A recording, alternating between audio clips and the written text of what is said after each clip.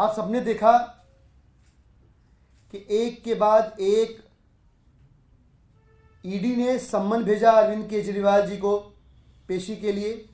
हर सम्मन का तर्कसंगत जवाब देते हुए जो सवाल पूछे गए उनसे, उन सवालों को ईडी ने इग्नोर किया। सवालों का जवाब देने की बजाय ईडी खुद कोर्ट गई। और सबसे ज्यादा हास्यास्पद स्थिति ईडी की तब हुई कि जब खुद कोर्ट जाने के बाद खुद ही कोर्ट के फैसले को मानने से इनकार कर दिया, अस्वीकार कर दिया। 3 हफ्ते पहले सीएम साहब ने खुद कोर्ट के सामने यह बात कही कि भाई बजट सेशन है, उसके बाद में हाजिर हो जाऊंगा। कोर्ट ने भी समझा और 16 तारीख की डेट लगी, 16 को अपीयर हुए।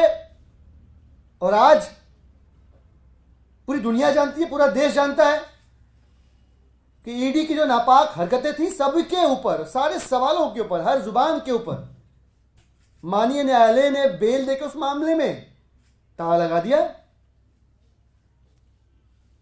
लेकिन ईडी का, सीबीआई का, इनकम टैक्स डिपार्टमेंट का नहीं, भारतीय जनता पार्टी का पेट अभी भी भर नहीं रहा।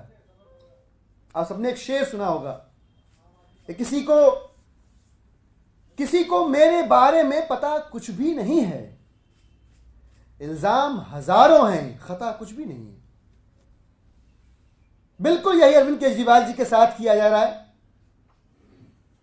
जब ईडी ने देखा कि एक बेबुनियाद, बेसिर पैर का आरोप,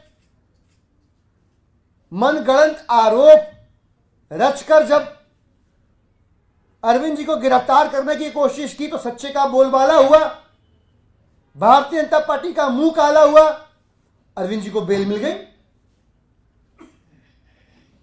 तो अब दोबारा कैसे फंसाया जाए? बेल आने के दिन सूरज के अस्त होने का भी इंतजार किए बगैर भाजपा ने, केंद्र सरकार ने अपने डिस्परेशन को, अपनी आतुरता को, अपनी कुंठा को एक नोटिस ईडी के जरिए भिजवाकर फिर से मैनिफेस्ट कर दिया। फिर से अपने अंदर आगामी चुनावों के परिणामों से जो भय उपजा है भाजपा के अंदर, उस भय को और स्पष्ट कर दिया। अपने डर को दुनिया के सामने जता बता दिया। इस कोशिश से, जिस कोशिश के जरिए वो चाहती है कि कई सारे नेता मंत्री गिरफ्तार करने के बाद अब आम आदमी पार्टी के मुखिया को भी येन केन प्रकारेण जेल की सलाखों के पीछे कैद किया जाए। कहीं भी कोई आधार नहीं है, कहीं भी कोई सबूत नहीं है। हजारों रेड हुई, बयान दर्ज हुए, कहानियां गढ़ी गई, और जब ये सब कुछ करने के बाद भी भारतीय जनता पार्टी अरविंद केजरीवाल जी को फंसा नहीं पाई, उलझा नहीं पाई, वो डाल रहे, ये पात रहे, तो फिर से एक सुर्रा छोड़ दिया है। फिर से एक बिना सिर पर पैर का पंछी उड़ाने की कोशिश करी है भाजपा ने।